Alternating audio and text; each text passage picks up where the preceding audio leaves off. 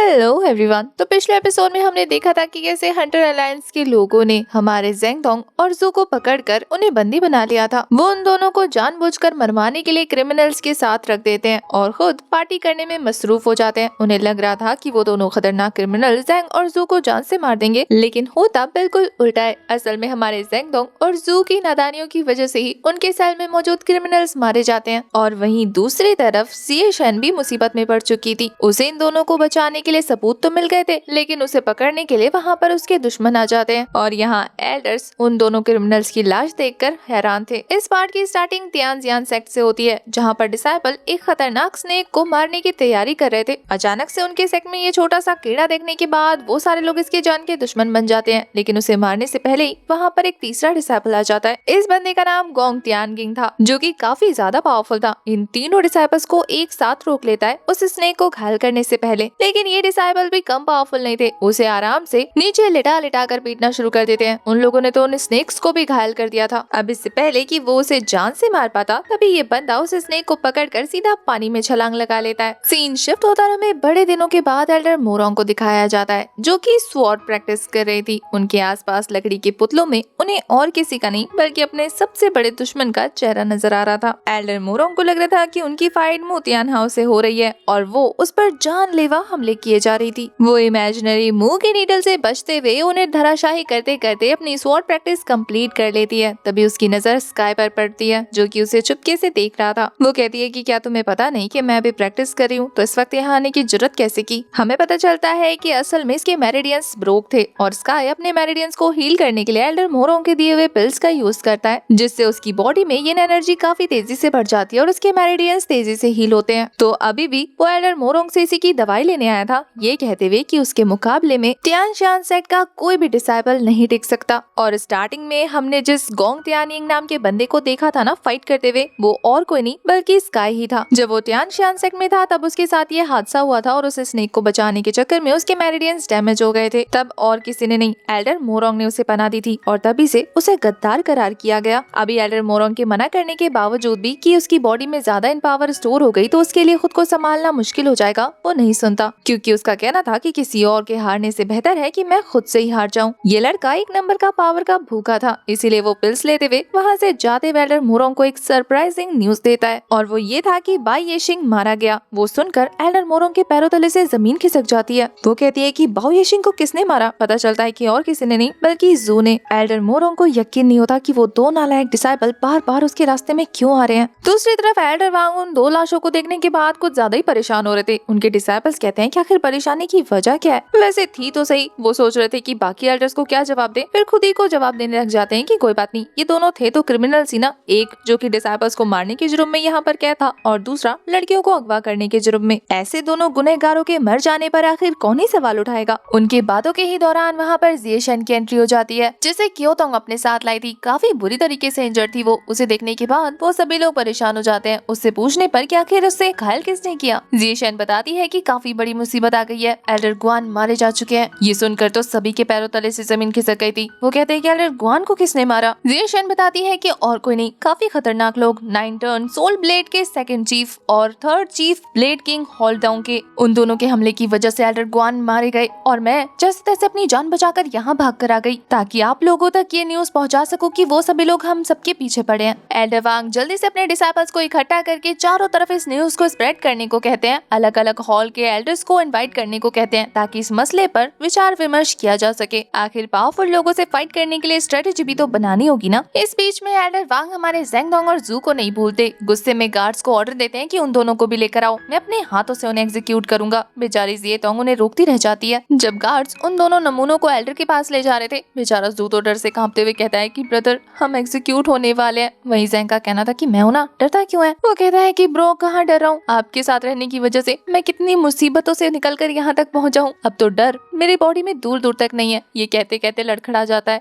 Zeng notice करता है कि बेचारे के डर के मारे पाँव कांप रहे हैं और वो ऊपर ऊपर से हिम्मत दिखाने की कोशिश कर रहा है। तो वो फिर से उसकी हिम्मत बांधते हुए कहता है कि मैंने कहा ना छोटे भाई, अपने बड़े भाई पर यकीन करो, मैं सब कुछ संभाल लूंगा। तभी गार्ड्स उन्हें धक्का मारते मारते एल्डर वांग के सामने ले जाते हैं। उन दोनों के वहाँ पहुँचने पर बेचारे क्योतोंग की नजर हमारे जू पर पड़ती है। जू तो उसे देखकर वहीं ठहर गया था और क्योतोंग भी काफी नर्वस लग रही थी। उसे लग रहा था कि उसकी वजह से आज ये दोनों यहाँ कहाँ पर है। वहीं एल्डर वांग उन दोनों का ध्यान अपनी तरफ खींचते हुए कहते हैं कि अब बताओ क्या अपनी गलती मानते हो। एल्डर वांग की बातें सुनकर तो हमारा हीरो हंसने लग गया था और उसे हंसता देखकर जू से कॉपी करने लग जाता है। बेचारे एल्डर के दोबारा पूछने पर अब हमारा हीरो जोर जोर से रोने लग गया था और उसका देखा देखी उसका छोटा भाई भी। अब वो दोनों एक दूसरे के साथ चिपक कर ऐसे जताने की कोशिश कर रहे थे जैसे कि वो मच्छर भी नहीं मार सकते, लोगों को कैसे मारेंगे। पर एल्डर वांग कहते हैं कि अपनी नौटंकी बंद करो, मुझे पता है पहले तो तुम लोग गुनहगार थे लेकिन अब तो मैंने आंखों के सामने तुम्हें मर्डर करते हुए देखा है। तुमने उन खतरनाक क्रिमिनल को मार दिया जिसे पकड़ने में हमें सालों लग गए। यहाँ तक कि वो दूसरा वाला बाई येजिंग, उसने लड़कियों को अगवा किया और 2 लड़कियां अभी भी गायब है जिनके बारे में अभी तक भी कोई खबर नहीं है। और फिर अचानक से एल्डर अपनी बात घुमाते हुए कहते हैं कि मैं जानता हूँ तुम लोगों ने पहले नहीं बताया और ये क्राइम कमिट किया। तुम लोगों ने लो फैमिली को अपनी आंखों के सामने जलता हुआ देखा लेकिन फिर भी हमें रिपोर्ट नहीं की ताकि हम जाकर लो फैमिली को बचा सके। वो दोनों तो हक्के बक्के रह जाते हैं कि आखिर उनकी बेगुनाही कैसे साबित हो गई। तभी पता चलता है कि उनके हाथ में वो लेटर मौजूद है जो कि लू और एनशान ने अपने ब्लड से लिखा है और इसमें साफ साफ कहा गया था कि इन दोनों को प्रिजन करके रखा हुआ है, उन पर हमला करने वाले कोई और हैं। अब ये चीज एल्डर लू ने अपने खून से लिखी थी। वो सारे लोग तो सुनकर ये हैरान जाते हैं कि हमारा ये क्राइम के बारे में उन्होंने खून से लिखा था। फिर एल्डर वांग बताते हैं कि उन्हें तो पता ही नहीं चलता अगर जिएशन आकर खुद अपने हाथों से हमें ये सबमिट नहीं करती तो। फिर वो दोनों जिएशन को देखने लगते हैं। जब हमारे जेंग की नजर जिएशन पर पड़ती है जो कि घायल थी, वो काफी परेशान होते हुए कहता है कि तुम्हें इंजर्ड किसने किया, पर वो इसे एक छोटी मोटी खरोच बोलकर अवॉइड करने वाली थी। पर जेंगडोंग इतनी आसानी से हार नहीं मानता। वो कहता है कि ब्रो भूल गए हम दोनों ने कहा था कि एक दूसरे की प्रॉब्लम को शेयर करेंगे, फिर बताओ ना। पर एल्डर वांग उन्हें इस मसले से दूर रहने को कहते हैं और साथ ही उन दोनों पर अपना गुस्सा निकालते हुए कहते हैं कि तुम दोनों को पकड़ने की वजह से हमारे हीरोइक अलाइंस ग्रुप के कितने सारे लोगों की रिसोर्सेज खत्म हो गए, कितने सारे लोग इंजर्ड हो गए। अगर तुम्हें पकड़ने की वजह से हमारा इतना नुकसान नहीं हुआ होता तो हम उस एनिमी को आराम से हरा देते। पर जेंगडोंग तो जू को आगे करते हुए कहता है कि आपको फिक्र करने की जरूरत नहीं, ये मोटू बहुत रिच है, बहुत मतलब बहुत ज्यादा रिच। तभी हमारा जू भी कहता है कि हाँ आपको किसी भी चीज की जरूरत हो मुझे बताना, मेरे फादर बहुत अमीर है, आपको पैसे पकड़ा देंगे। वो तो इनकी हरकतों से तंग आ जाते हैं। उन दोनों को चिल्ला कर वहाँ से दफा होने को कह रहे थे। वो दोनों छूट कर भाग कर सीधा अपनी अपनी बंदी के पास पहुँचते हैं। लड़कियों के पास जाकर उन्हें बताते हैं कि खुशी से वो लोग आजाद हो गए, उन्हें थैंक यू भी बोलते हैं। तभी वहाँ स्काई की एंट्री होती है जो कि जेंगडोंग को सही सलामत देखने के बाद कहता है कि फाइनली इस लड़की ने तुम्हें छुड़वा ही लिया।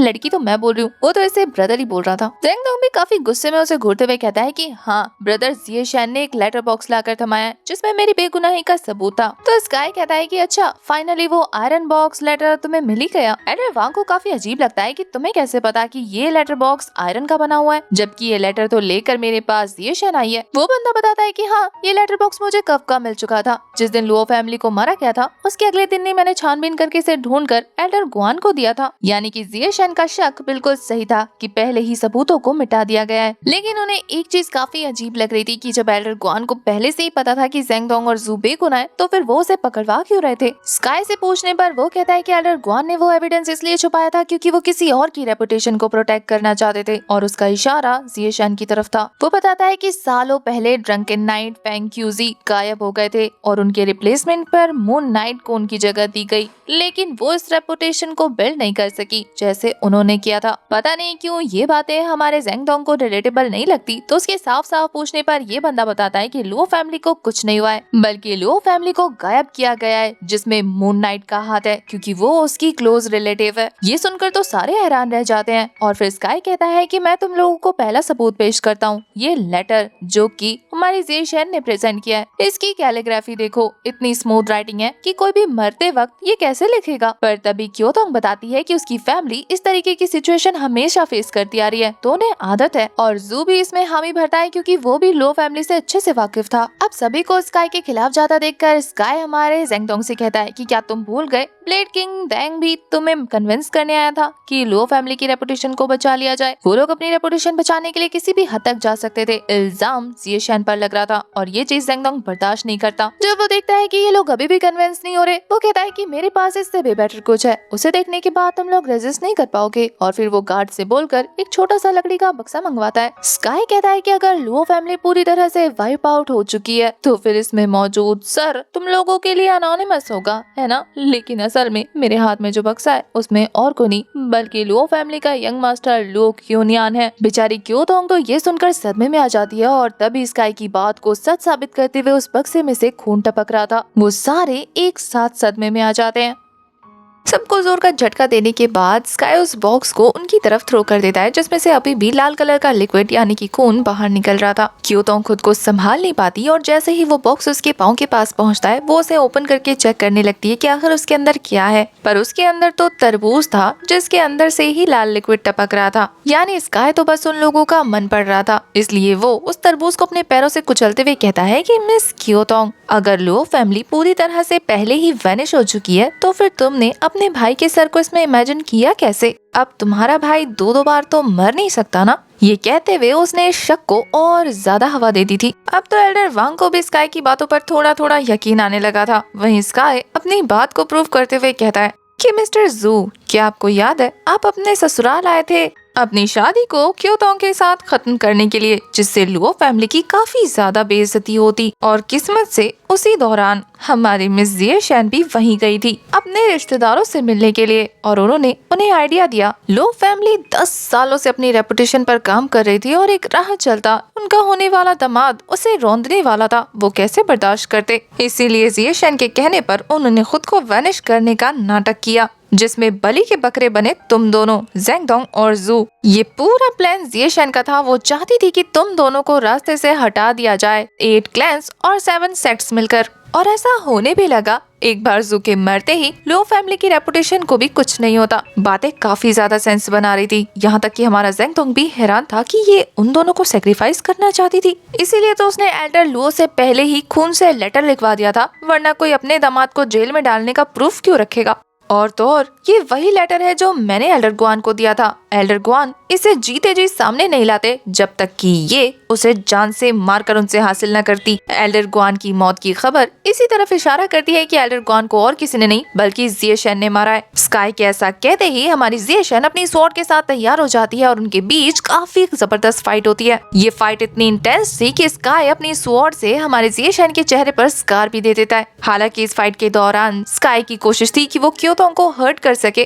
पर जिएशेन उसे ऐसा करने नहीं देती, और देखते ही देखते इस फाइट में क्योतोंग भी ज्वाइन हो जाती है, और अब ये दोनों लड़कियां एक साथ फाइट करने वाली थी इसके खिलाफ। क्योतोंग को स्काई के साथ फाइट करता देखकर जू बेचारा खुद को संभाल नहीं पाता, लेकिन ज़ेंगडोंग के रहते वो इसमें इंटरफेयर नहीं करता। इन तीनों की फाइट इतनी ज्यादा इंटेंस हो चुकी थी कि ये लोग हॉल की दीवारों को तोड़ते हुए सीधा ग्राउंड पर पहुंच जाते हैं। इन्होंने अपने अपने पावरफुल मूव्स का यूज करते हुए एक दूसरे पर स्ट्राइक्स लगाने शुरू कर दिए थे, इससे पहले कि वहां पर कोई जबरदस्त धमाका होता। एल्डर वांग सामने आकर अपनी पावर का यूज करके इन दोनों को रोक देते हैं। एल्डर वांग भी कम पावरफुल नहीं थे। उनकी पावर का नमूना देखने के बाद तो बेचारा जू हक्का बक्का रह जाता है। यहाँ पर एल्डर गुआन ने इन दोनों लड़कियों को मुजरिम करार दिया था। वो अपने गार्ड से कहते हैं कि इन दोनों को ही कैप्चर कर लिया जाए। जब गार्ड्स उन्हें चारों तरफ से घेर लेते हैं तो यहाँ पर जिएशेन सामने आते हुए कहती है कि ये सारा प्लान मेरा था, इसलिए मेरी जूनियर सिस्टर को यहाँ से जाने दिया जाए। और वो क्योतोंग से कहती है कि जल्दी से जल्दी सेक्ट वापस जाओ, यानी तियानशान सेक्ट। उसका ऑर्डर मिलते ही वो वहाँ से भाग खड़ी होती है, जबकि गार्ड्स उसका पीछा करने वाले थे। यहाँ तक कि स्काई भी उसके पीछे जाने वाला था। जू जाता पर उसे ज़ेंगडोंग रोक लेता है। यहाँ पर जिएशेन स्काई के साथ फिर से फाइट करने लगती है ताकि वो क्योतोंग के पीछे न जाए। क्योतोंग के वहाँ से सेफली निकलने के बाद वो खुद को सरेंडर कर देती है, अपनी स्वॉर्ड को उनके हाथ में हैंडओवर करते हुए। उसने मान लिया था कि गलती उसकी है, तो इन्वेस्टिगेशन होने तक उसे प्रिजन में रहना था, जिसके लिए वो खुशी खुशी वहाँ से चली जाती है। हालांकि इस बात पर हमारे ज़ेंग और स्काई किसी को भी यकीन नहीं हो रहा था। देखते ही देखते पूरे टाउन में ये खबर आग की तरह फैल जाती है कि लो फैमिली बिल्कुल सही सलामत है, और ये सारा खेल और किसी का नहीं बल्कि हीरो मून का था। असल में जिएशेन का फाइटिंग नेम मून नाइट है। तो चारों तरफ जिएशेन की इस तरीके की बुराई सुनते हुए हमारे जू को काफी ज्यादा बुरा लग रहा था, पर हमारा ज़ेंग उसके बम पे एक लात मारते हुए कहता है कि चल के प्रैक्टिस कर। तुझे क्या लगता है मोटू, मैं सारा टाइम तुझे अपनी गोदी में लेकर ही घूमता रहूंगा क्या? और फिर वो उसे पानी पे लकड़ी के ऊपर बैलेंस करना सिखाता है, पेड़ पर चढ़ना सिखाता है। हालांकि इस दौरान हमारे जू को बहुत ज्यादा पेन हो रहा था। इस पेन में भी उसे हमारी क्योतोंग और जिएशेन की बहुत फिक्र हो रही थी। बस फिर क्या था, उसके मुंह से उन दोनों लड़कियों के लिए इतनी रहमदिली वाली बातें सुनकर ज़ेंग को गुस्सा आ जाता है, और वो उसके बम पे उसकी कुटाई लगाते हुए कहता है कि मोटे, क्या तू भूल गया हमारे पीछे अभी कुछ दिनों पहले तक सारा टाउन लगा हुआ था, आधा कॉन्टिनेंट हमारे मरने की दुआ कर रहा था, और तुझे उन लड़कियों के लिए प्रॉब्लम हो रही है जो तुझे फंसाना चाहती थी। क्या तू भूल गया कि तू किसका डिसाइपल है? हमारे मास्टर ने सिखाया ना कि किसी भी चीज को दिल पर नहीं लेना, इसलिए जो सिखा रहा हूँ वो सीख, क्योंकि हम ऑलरेडी काफी मुसीबत में हैं। बेचारे जू को पेड़ पर चढ़ने में बहुत ज्यादा प्रॉब्लम हो रही थी। वहीं जैंग उस पर रहम नहीं खाता बल्कि लकड़ी से उसकी कुटाई लगाते हुए कहता है कि वैसे तूने एक चीज नोटिस की, जिएशन अपने सेक्स को बचाने और अपने लोगों की केयर करने में नंबर 1 पर है। कभी कभी तो उसकी चालाकियां और उसकी स्किल्स देखकर तो मुझे ऐसा लगता है कि उसकी जगह मैं हूँ। मुझे उसकी पूरी पर्सनालिटी मेरी पर्सनालिटी से मिलती जुलती लगती है। और ये बोलते हुए वो जू की बैकग्राउंड में पिटाई लगाए जा रहा था और फिर इन द एंड वो उसे कूदते कूदते पेड़ के ऊपर चढ़ाई देता है और खुद भी जम करके वहाँ पहुँच जाता है जहाँ बेचारे जू की तो जान निकलने वाली थी। वैसे ज़ेंगडोंग ने जू से साफ साफ कह दिया था कि मुझे नहीं लगता कि जिएशन ने एल्डर गुआन को मारा है, क्योंकि उसके पास बचने के बहुत सारे चांसेस थे। वो ऑलरेडी इस मैटर से बाहर थी, उसने खुद को इस मैटर में इन्वॉल्व किया है सिर्फ हमें बचाने के लिए। ऐसा कैसे हो सकता है? जब वो हमें फंसाना चाहती थी तो फिर हमें बचाने के चक्कर में उसने खुद को सेक्रीफाइस क्यों किया? ये चीज तो हमारे जू को भी काफी अजीब लगती है। वो तो कहता है कि मैंने भी एक और चीज नोटिस की थी। ज़ेंग ये देखकर इतना एक्साइटेड हो जाता है कि उसके इतने पास आ जाता है कि बेचारा जू तो डर के मारे पेड़ को ही गले लगा लेता है कि क्या कर रहे हो बिग ब्रो। ज़ेंग कहता है कि वो छोड़, ये बता कि तुझे सस्पिशियस क्या लगा, क्योंकि तू हमेशा कुछ अलग ही एक्स्ट्रा ऑर्डिनरी चीज नोटिस करता है। और ज़ेंग की बात बिल्कुल सच थी। असल में जू ने जो चीज नोटिस की थी वो ये था कि अगर लो फैमिली जिंदा थी और ये चीज जिएशन को पहले से ही पता थी तो उसने एल्डर गुआन को मारकर ही क्यों वो ब्लड लेटर कलेक्ट किया। वो लुओ फैमिली के पास जाकर एल्डर लुओ से दोबारा भी तो लिखवा सकती थी ना। ये चीज ज़ेंग भी सोचने लगता है कि बात तो इसने बिल्कुल पते की है। फिर जू इस चीज का खुद ही जवाब देते हुए कहता है कि हो सकता है कि जिएशन को सेकंड लेटर के बारे में पता ही ना हो जो स्काई ने एल्डर गुआन को दिया था। क्या पता उसे लग रहा हो कि वो आग में जल गया और इसी वजह से जब वो एल्डर गुआन के पास इस लेटर को लेकर पहुंची तब एल्डर गुआन ने उसकी चोरी तुरंत पकड़ ली और अपना राज छुपाने के लिए उस एल्डर गुआन को मारना पड़ा। ज़ेंग के सामने ये चीजें काफी ज्यादा सेंस बना रही थी, लेकिन वहाँ पर ताई हैंग बेनेट्स का होना और ज्यादा दाल में काला लगने लगता है कि अगर लुओ फैमिली के घर में आग लगाने वाले ताई हैंग बेनेट्स थे जिनका यूज जिएशन ने किया था, तो फिर आखिर एल्डर गुआन उन्हें बचाना क्यों चाहते थे? कहीं इसका मतलब ये तो नहीं? दोनों का दिमाग एक साथ खनकता है और उन्हें लग जाता है पता इस बात का कि शायद एल्डर गुआन बैंडिट्स के साथ मिले हुए थे। उन्होंने पेड़ पर खड़े खड़े ही सारी गुत्थी सुलझा ली थी, लेकिन वो ये चीज नोटिस करना भूल जाते हैं कि उनकी इस गुत्थम गुत्थी सुलझाने के चक्कर में उन्होंने पेड़ की डाल को तोड़ दिया और वो दोनों नमूने सीधा ऊपर से नीचे लैंड करते हैं। इधर दूसरी तरफ हमें स्काई को दिखाया जाता है जो कि एक मास्क मैन से जाकर डील करने लगता है, ये बताते हुए कि उसने जिएशन को रास्ते से हटा दिया, अब वो उनके रास्ते में नहीं आएगी। लेकिन उस मास्क मैन ने स्काई को दूसरा काम पकड़ा दिया था और वो था ज़ेंगडोंग और जू को रास्ते से हटाने का। स्काई को समझ नहीं आता कि हर कोई आकर उन दो नमूनों के पीछे क्यों पड़ जाता है, क्या वो इतने जरूरी है? ऑफ कोर्स भाई, सीरीज के हीरो जो है। वैसे जू ने हमारे ज़ेंगडोंग को ये भी बता दिया था कि उसके सेलमेट ने उसे 2 फ्लावर ढूंढने का काम दिया था किसी ओल्ड टेम्पल में और वो वहीं जाते हैं उस चीज का सुराग ढूंढने के लिए। वैसे टेम्पल पहुँचने के बाद उस जगह पे हमारे जू को काफी ऑफ वाइब आ रही थी। वो कहता है कि कुछ तो गड़बड़ है यहाँ पर। ज़ेंग भी यही फील करने लगता है। तभी अचानक से जू को याद आता है कि उसके सेलमेट ने बताया था कि इस ओल्ड टेम्पल में एक सीक्रेट चैम्बर मौजूद है, तो वो बिना सोचे समझे वहाँ पर रखे हुए मूर्ति के हाथ पंखे को सरका देता है, जिससे देखते ही देखते उन पर जानलेवा हिडन वेपन्स के हमले शुरू हो चुके थे। उसने गलती से सीक्रेट ट्रैप को ओपन कर दिया था। बेचारा ज़ेंगडोंग उसे लेकर बाल बाल बचता है। तभी अचानक से जिस जगह वो खड़ा था उस जगह से जमीन खिसक जाती है और वो सीधा नीचे लैंड करता है। जू को समझ नहीं आ रहा था कि वो अपने सीनियर ब्रदर को कैसे बचाए कि तभी अचानक से वो भी नीचे कूद गया था। अचानक से नीचे गिरने पर वो कहता है कि सीनियर ब्रदर आप कहाँ हैं? वैसे मेरी चिंता मत कीजिए, पता नहीं क्यों ये जगह काफी कंफर्टेबल है। पता चलता है कि वो और किसी पर नहीं अपने सीनियर ब्रदर पर ही कूदा है। ज़ेंग के पास छोटा सा फ्लेयर मौजूद था तो वो आग जलाते हुए रास्ता ढूंढने लगता है। आगे चल के उन्हें मशाले नजर आती है तो वो आग जलाकर आगे का रास्ता तय करने लगते हैं। आगे खाई थी और आगे जाने का रास्ता पिलर से होकर था, तो ज़ेंग जू से कहता है कि तुम यहीं रुको, इस आग के साथ मैं आगे का रास्ता देख कर आता हूँ। पर जैसे ही ज़ेंग उन पिलर्स पर पाँव रखते हुए आगे बढ़ता है उस पर हमले होने शुरू हो चुके थे। चारों तरफ छोटे छोटे नीडल से अटैक पे अटैक हो रहे थे। उनसे बचते बचते बेचारा एक और ट्रैप एक्टिवेट कर देता है जिससे एक बड़ा सा आयरन बॉल उसकी तरफ थ्रो हो चुका था। ज़ेंग और जू इस हमले से बाल बाल बचते हैं, लेकिन जैसे ही दोनों केयर फ्री हो गए थे वैसे ही वो आयरन बॉल उन्हें हिट करता हुआ दूसरी तरफ फेंक देता है। दोनों को ही समझ नहीं आ रहा था कि आखिर वो कौन सी भूल भुलैया में आकर फंस गए। तभी अचानक से उन्हें अपने सामने प्रिजन नजर आता है और वो इस सुनसान सी जगह पर इस प्रिजन को देखकर हैरान थे कि आखिर कोई यहाँ पर सेल क्यों बनाएगा। डरते डरते अंदर जाने पर उन्हें 2 लड़कियां नजर आती हैं जो काफी काफी ज्यादा भूखी थी और खूबसूरत भी, पर वो बिना सोचे समझे इन दोनों लड़कों पर हमला करना शुरू कर देती है। इनकी टेक्निक्स काफी ज्यादा अलग थी जिन्हें ये दोनों लड़के समझ नहीं पाते और इन दोनों लड़कियों से बचकर भागने लगते हैं, क्योंकि लड़की होने की वजह से ये उन पर हमला भी नहीं कर सकते थे। बेचारा ज़ैंग उन्हें समझाने की कोशिश करता है कि हम यहाँ पर आपको बचाने आए हैं, मारने नहीं, लेकिन वो लड़कियां थी कि कुछ सुनना ही नहीं चाहती। बेचारे ज़ैंग को 2 बार कुटाई पड़ जाती है, तो वो गुस्से में उस लड़की को फ्रीज कर देता है और जब दूसरी वाली लड़की नहीं मानती तो ज़ैंग उसे वापस से प्रिजन में डाल देता है, जिस चक्कर में उसने उसका हाथ पकड़ लिया था।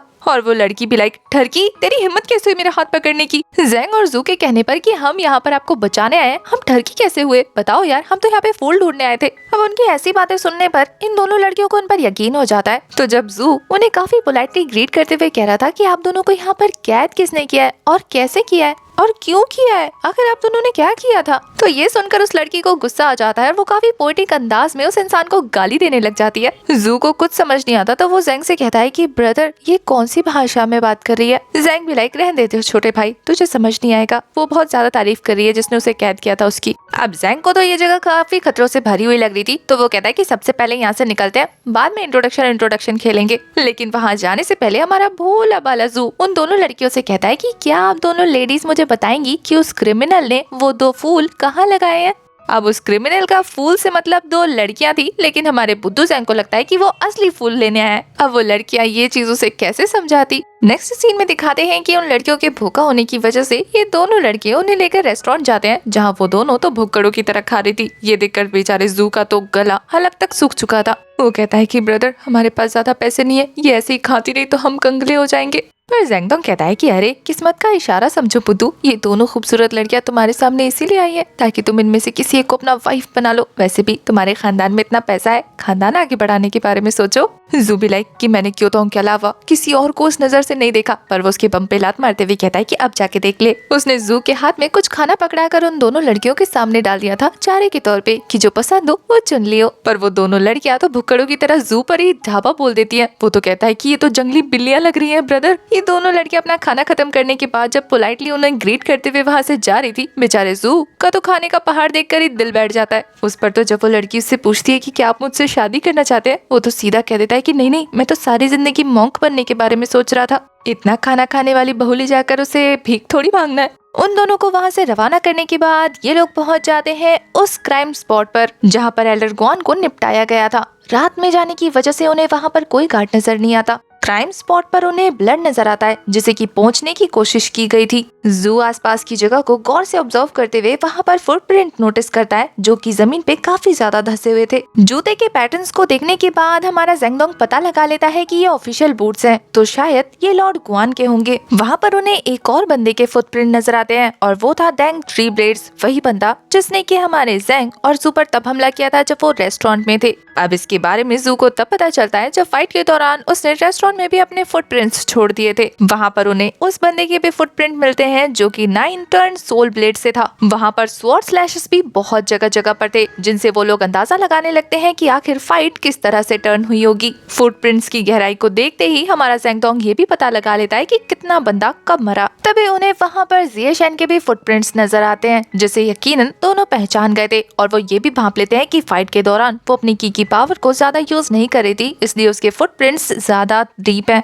जैसा कि पिछले एपिसोड में आपको पता लग गया था कि की पावर को स्टोर करने की वजह से वजन भारी हो जाता है। तभी उन छोटे छोटे फुटप्रिंट्स को देखने के बाद हमारा ज़ैंगडोंग भी लाइक, तभी कहूँ कि इसे बचपन में कितना चिढ़ाया जाता होगा। जब जब ये लड़का बनकर सबके सामने आती होगी सभी इसको लड़की बोलकर छेड़ते रहते होंगे और इसे ये भी सहना पड़ा होगा बेचारी। ये सुनकर तो ज़ू को जोर का झटका लगता है। वो कहता है कि क्या हीरो जिएशन असल में लड़की है? ज़ैंगडोंग को हैरानी होती है कि भाई तुझे अभी तक पता नहीं चला? तू उसके साइज, वेट और हाइट की वजह से भी अंदाजा नहीं लगा पाया? कौन सा आदमी इतने छोटे छोटे पैर लेके घूमता है? ऑब्वियसली वो एक लड़की है। लेकिन इसके बारे में ज्यादा लोगों को नहीं पता और तुझे भी ज्यादा लोगों को नहीं बताना। बेचारा ज़ू जो कि अब तक ये सबूत ढूंढ रहा था कि हमारे जिएशन दोषी है, वो कहता है कि इसका मतलब अगर वो लड़की है तो वो बिल्कुल भी ऐसा गुनाह नहीं कर सकती। अपने जूनियर ब्रदर को गिरगिट की तरह रंग बदलता देखकर ज़ैंगडोंग को तो मुंह खुला का खुला रह जाता है कि मोटू तू तो एक नंबर का दल बदलू है। बेचारे को इस चीज से फर्क नहीं पड़ता, वो इसे कॉम्प्लीमेंट्स की तरह लेता है और उसके बाद कहता है कि अपने सीनियर ब्रदर एक चीज नोटिस की, इन तीनों फुटप्रिंट्स के निशान असल में हमारी मून नाइट के खिलाफ है, यानी कि एल्डर गुआन भी उस पर हमला करने के लिए दौड़े हैं।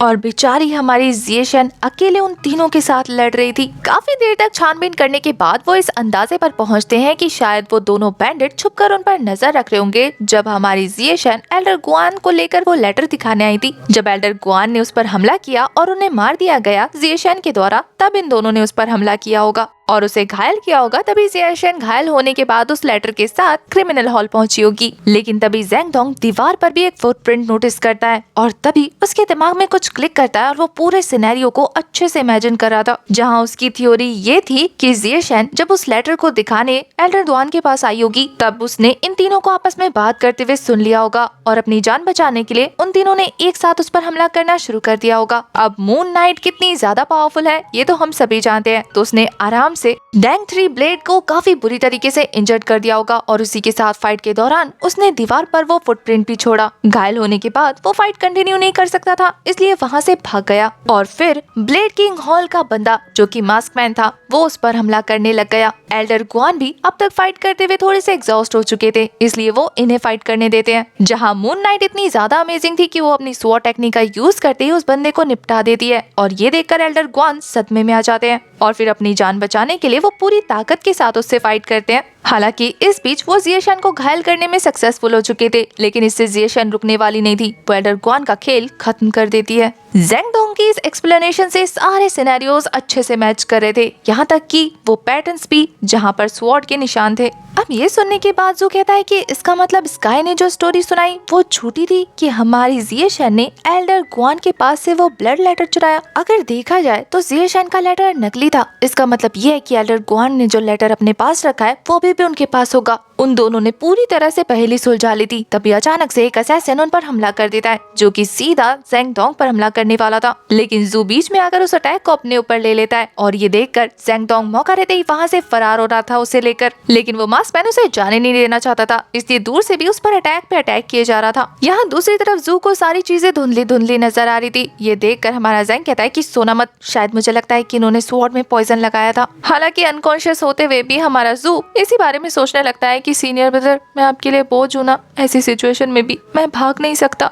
पर ज़ेंग कहता है कि मोटू बुद्धू तू इतना ज्यादा चालाक है और किस चीज की जरूरत है मुझे, तूने तो ये सारी गुत्थी सुलझाई है, तू ना होता तो मैं यहाँ तक थोड़ी पहुँचता। अपने सीनियर ब्रदर की ऐसी बातें सुनकर उसे थोड़ी सी हिम्मत आ जाती है और फिर उसे अपने सामने सपने में क्योतोंग नजर आ रही थी। तभी इससे पहले कि ज़ेंगडोंग आगे बढ़ पाता, वो मास्क मैन उसका रास्ता रोककर उस पर भी हमला कर देता है जिसे उसने अपने पैर से ब्लॉक कर लिया था, लेकिन वो तीर जिसमें पॉइजन लगा था वो उसके पाँव को थोड़ा सा कट कर देता है और मौका मिलते ही इस मास्क मैन ने उसे लात मारकर नीचे पहुंचा दिया था, जिससे बेचारे जू को दर्द हो रहा था क्योंकि स्वॉर्ड अभी भी उसकी पीठ पे धसी हुई थी। तो उसे हिम्मत देने के लिए हमारा ज़ेंगडोंग कहता है कि मोटू सोना मत, अभी तुझे तेरी वाइफ के पास भी तो लेके जाना है ना, क्योतोंग से भी मिलना है ना तुझे। हालांकि पॉइजन की वजह से उसकी खुद की हालत खराब होने लग जाती है, उसके पसीने छूटने लगे थे और उन दोनों भाइयों का प्यार देखने के बाद ये मास्क मैन कहता है कि कितने लवी डवी हो रहे हो, क्यों ना तुम दोनों को एक साथ ऊपर पहुंचा दूं। ये बोलकर वो अपने हाथ से ही तीर उनकी तरफ थ्रो कर चुका था, जिससे हिट होने से पहले ही वहाँ पर कोई ब्लॉक कर लेता है और ये और कोई नहीं बल्कि क्योतोंग थी, जिसने अपनी स्वॉर्ड स्किल्स का यूज करके उस अटैक को डिस्ट्रॉय कर दिया था।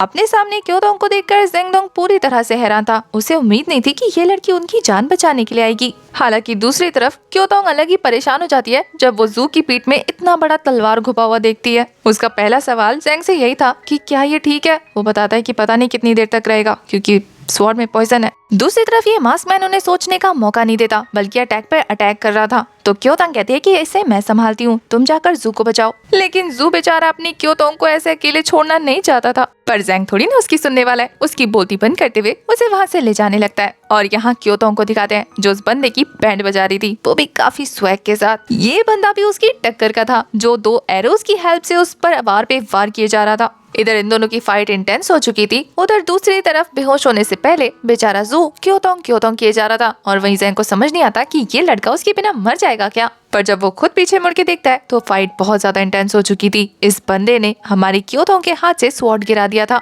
और अपने एरोज को थ्रो करके उसे पूरी तरह से ट्रैप कर दिया था। अभी तक ज़ेंगडोंग क्योतोंग से काफी दूर था तो वो उसे बचाने के लिए सीधा दौड़ भी नहीं पाता। अब उसके पास क्योतोंग को बचाने के लिए सिर्फ एक ही रास्ता था, अपनी की पावर को यूज करना। अगर वो ऐसा करता तो उसका प्रॉमिस टूट जाता। और जब ये चीज हमारा जू नोटिस करता है तो वो कहता है कि बिग ब्रो ऐसा करने की जरूरत नहीं। और फिर वो अपनी की पावर रिलीज करते हुए हवा में जंप लगा देता है। उसने इतनी जोर से अपनी की पावर रिलीज की थी जिससे वो स्वॉर्ड भी उसकी बॉडी से निकलकर बाहर गिर गया था और वो सीधा उस मास्क मैन के पास पहुंचकर उसे फ्रीज करता। वो मास्क मैन भी काफी तेजी से उस पर हमला करने के लिए तैयार था कि तभी वहाँ पर ज़ेंगडोंग आकर उसके हमले को डिस्ट्रॉय कर देता है। बेचारा एक साथ दो हमले को झेल नहीं पाता और हमारे ज़ेंग ने उसके एक हाथ को यूजलेस बना दिया था और हमें उसके पास वो ब्लैक स्नेक भी नजर आता है, जिससे ये साबित हो जाता है कि ये मास्क मैन और कोई नहीं बल्कि स्काई है। अब इन तीनों ने मिलकर उसके खेल को पूरी तरह से बिगाड़ दिया था, तो वो मौका मिलते ही वहाँ से भाग जाता है। और वहीं दूसरी तरफ जू की हालत काफी खस्ता हो चुकी थी। अब वो खुद को संभाल नहीं पाता और सीधा बेहोश हो जाता है। वो दोनों काफी तेजी में वहाँ पर मौजूद इकलौते वैद्य के पास पहुँचते हैं, जो बेचारा काफी ज्यादा डर चुका था उनके इस तरीके से अचानक से धमकने की वजह से। जू की नाजुक हालत देखने के बाद ज़ेंग का खून इतना ज्यादा खौल चुका था कि वो उस वैद्य को धमकी देने लगता है कि अगर तुमने जल्दी से इसे नहीं बचाया तो मैं इस पूरे मॉडल को आग लगा दूंगा। बेचारा वैद्य डर के मारे उसके पास जितने भी मेडिसिन थी सबका यूज करके हमारे जू को बचाने में लग गया था। इधर जू को इस हालत में देखने के बाद ज़ेंग को अपने मरे हुए मास्टर याद आने लगते हैं। उनकी लाश भी इसी तरीके से उसकी आंखों के सामने पड़ी थी और वो कुछ नहीं कर पाया था। इन सब का जिम्मेदार वो खुद को समझ रहा था। वो कहता है कि अगर मैं जू को मार्शल वर्ल्ड लेकर नहीं आया होता तो उसके साथ ये सब नहीं होता। पर क्योतोंग काफी ज्यादा सेंसिबल थी। वो कहती है कि ऐसी सिचुएशन में ऐसी बात करने से कोई फायदा नहीं, मुझे चेक करने दो कि आखिर इसका घाव कितना गहरा है। और फिर वो अपनी कल्टीवेशन पावर का यूज करके चेक करने लगती है कि अटैक कितना डीप गया है। दोनों राहत की सांस लेते हैं ये सोचते हुए कि चलो अटैक हार्ट तक नहीं पहुंचा, दिल अभी भी सही सलामत है। ज़ेंग को पता था कि ये कोइंसिडेंस तो बिल्कुल भी नहीं है। उसके जूनियर ब्रदर को एनाटॉमी की काफी अच्छी नॉलेज है और उसने पहले ही कैलकुलेट कर लिया था। यहाँ पर क्योतोंग के पास एक पॉइजन रिमूवेबल पिल भी थी जिसे वो जू को खिला देती है और वो दोनों सुबह तक हमारे जू के होश में आने का इंतजार करने लगते हैं। सुबह होते ही जब जू को होश आता है तो उसे सबसे पहले क्योतोंग चाहिए थी। वो बताती है कि मैं यही हूँ मोटू। अपनी होने वाली वाइफ को अपनी फिक्र में यहाँ परेशान होता देखकर उसका दिल तो गार्डन गार्डन हो जाता है। और तभी जब ज़ेंग सामने से कूद कर कहता है कि ब्रो मैं भी यही हूँ, बेचारा झटके से बेहोश हो जाता है। ज़ेंग समझ गया था कि उसने उसके छोटे भाई को कितना टॉर्चर किया है कि बेचारा उसकी प्रेजेंस से ही डर रहा है। क्योतोंग को दिखाते हैं जो कि ज़ेंग से माफी मांगती है कि उसकी लो फैमिली की वजह से इन दोनों को इतना सफर करना पड़ रहा है। पर ज़ेंग भी लाइक कोई बात नहीं, तुम्हारी गलती थोड़ी ना है, वैसे भी ये सारा प्लान तो हमारी मून नाइट का था। पर क्योतोंग काफी सीरियस होते हुए कहती है कि क्या तुमने इस बारे में खुद उनसे पूछा है? इस पर तो वो सदमे में आ गया था। और इसके बाद हमें सीधा नेक्स्ट सीन पनिशमेंट हॉल का दिखाते हैं जहाँ पर प्रिजन के अंदर जिए शेन मौजूद थी, वो भी अपने फीमेल गेटअप के साथ। ज़ेंग वहाँ पर पहुँच गया था उससे मिलने के लिए और वो उसे मून नाइट बुला रहा था। ये देखकर वो काफी सीरियस हो जाती है कि आखिर ज़ेंग उसे उसके उस नाम से क्यों बुला रहा है। और इसी सीन के साथ हमारा ये वाला एपिसोड हो जाता है खत्म। आपको इस पार्ट की एक्सप्लेनेशन कैसी लगी कमेंट करके जरूर बताना। तब तक ले bye bye, tata, take care.